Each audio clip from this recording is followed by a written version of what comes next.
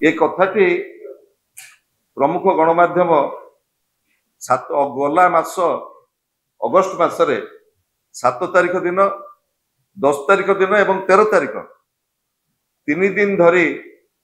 6टी 10टी एभलिका बस आसी गाँ संपूर्ण पुरुष शून्य होती एवं गला काली एक दुखदायक घटना घटी गंगाधर बेहरा अरकुदा गाँव से दादन खटिक जाइथिला बेले गला काली मृत्युवरण कर आज पोस्टमार्टम परे तांकर मृत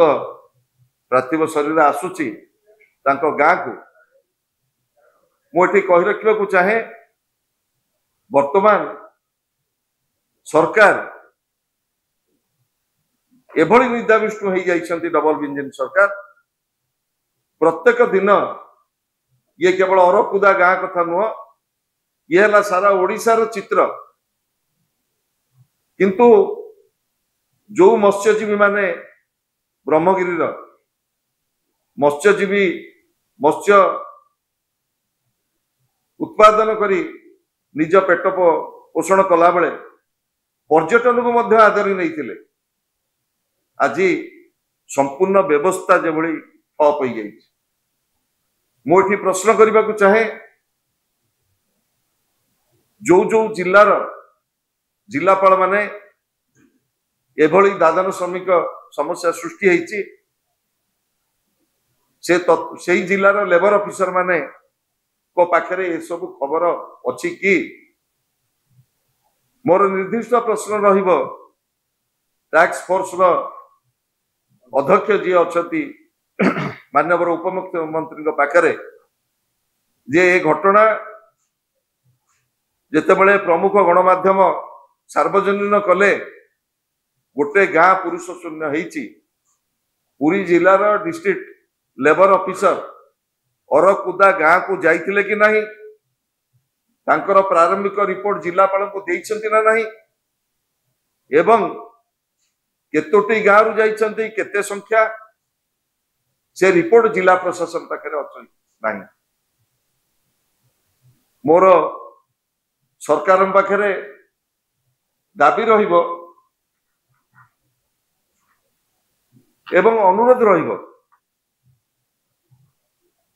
जे किभली भाव रे ओडिशा दादन मुक्त हो मु आउ गोटे फिगर आपण मान पाख दौची मनरेगा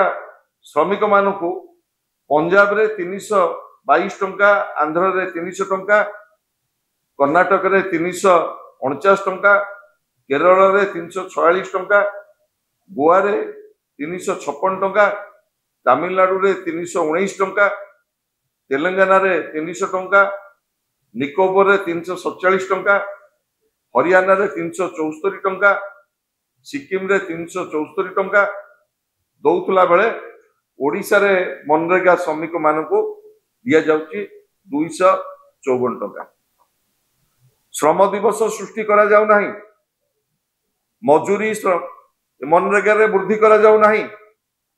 लोकों का हाथ को काम दिया जाउ नाही ओडिशा रो अधारु अधिक जिलार श्रमिक माने वर्तमान दादन खटिया पाई जाउछंती भारत वर्ष एवं भारत वर्ष बाहर को एवं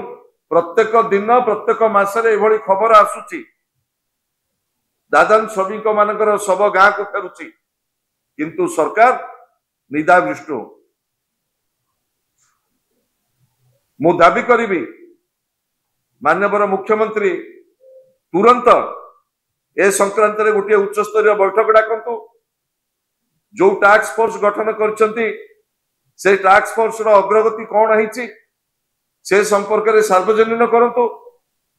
एभली घटना आउ जेमिति पुनरावृत्ति न हुए सेति ओडिशा रे मनरेगा माध्यम रे अधिक कार्य दिवस